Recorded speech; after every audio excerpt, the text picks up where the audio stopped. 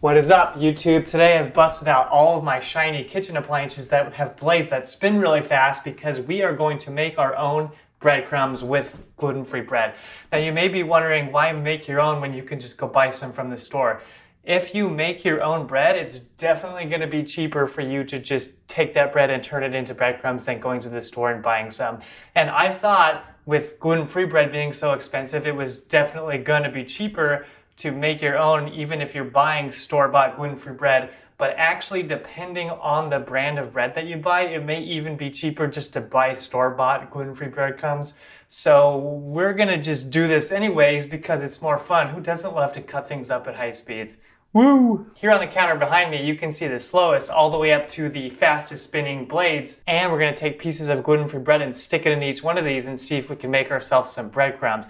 Now, originally I was planning on using only 1/4 of a slice of gluten-free bread, but then I remembered how small gluten-free bread slices are. And if we used only 1/4 of a slice, we would end up with approximately 1/8 teaspoon of breadcrumbs, which is totally useless. So we're gonna use half a slice because that'll give us at least 1/4 teaspoon, which is slightly less useless. And you're not gonna believe it. I got my super high-tech, high-speed camera right here. That's right, this is an iPhone SE, the first generation. They came out in approximately the 1900s, and surprisingly, this one still works. So hopefully we can get some good high-speed camera footage with this phone of bread just being absolutely annihilated by blades. We're gonna start with a slow one, the standing mixer. It has 60 to 200 RPMs depending on the speed.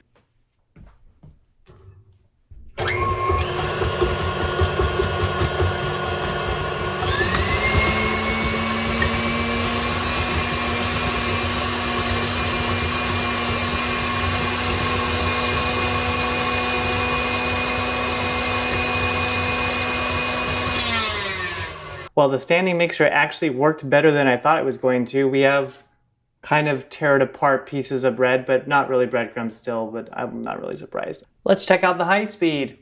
Okay, we're starting off the match of standing mixer versus bread a little slow. The bread is actually winning, the standing mixer accomplishing basically nothing, but that'll change here as we start ramping up the speed. You can see that bread's starting to get thrown around a lot now. There's still this one big piece that's trying to hold on, and it's really putting forth a good effort. But that won't last that long. You can see a couple more pieces, and then right about now, that big piece is no more, and the bread at that point is just done. The standing mixer has won. You can even see a bunch of bread throwing in the towel and just sitting in the bottom there. It's over. Okay, now we're gonna move on to the hand mixer.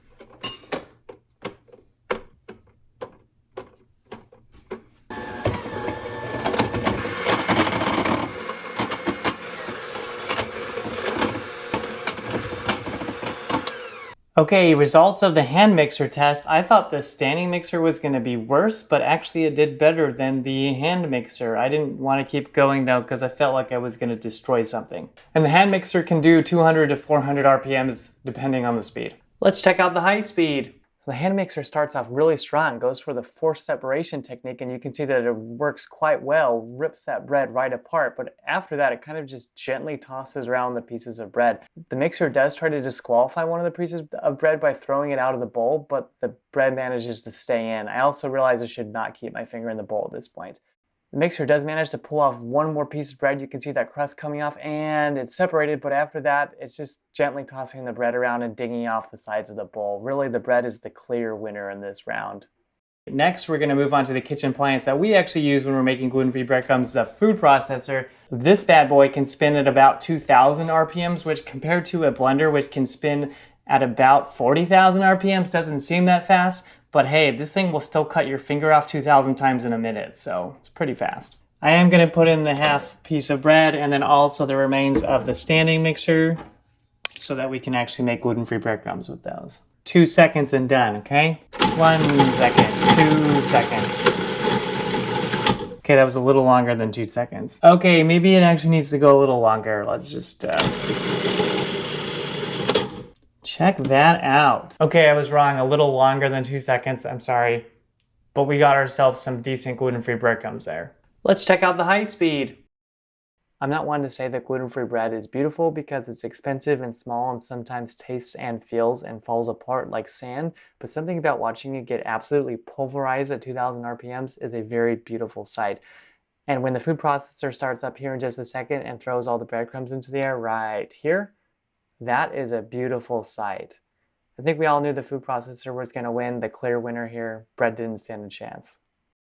Now we're going to move on to the hand immersion blender or blender stick thing, whatever you want to call it. If you're my wife's family, they call it the verver because that's the sound it makes. If you're not familiar with these things are flippin' awesome. There's like a little blender blade here on the end, and this will spin up to about 20,000 RPMs, which is pretty dang fast for an unprotected blade that you can easily stick your finger into. These are super good for just making quick protein shakes. They'll even cut up frozen bananas, not really other frozen fruit, but frozen bananas, yes. We use this to make vinaigrettes, salad dressings. We use this multiple times a week. It's just a lot more convenient than a blender, even though it's not as powerful.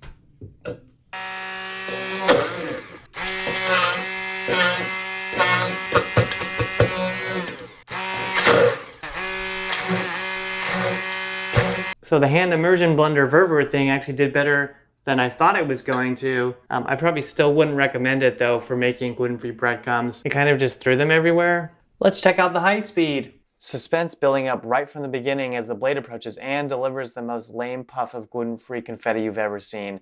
And after that, just some lame poking of the bread. Here's another gluten-free puff of confetti right there, but again, nothing interesting following.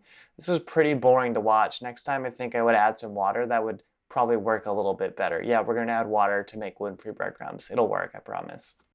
Okay, last but definitely not least, we have the Ninja. This thing has 3 blades, which are totally unnecessary because we're just making breadcrumbs, but that's okay. I'm gonna pour all of the failed breadcrumbs into here too, so that we can just finish it all off.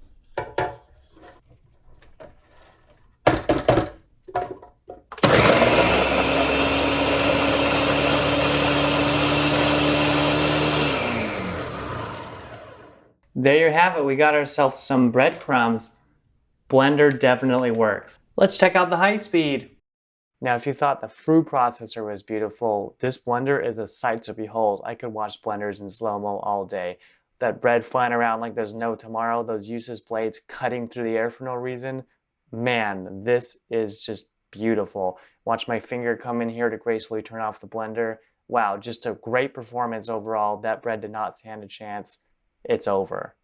Hey, thanks for sticking with me through this awesome testing that we did. I would recommend either the blender or the food processor if you're gonna make your own gluten-free breadcrumbs. If you enjoyed this video, I would super appreciate it if you give that like button a little tappity tap tap. Peace.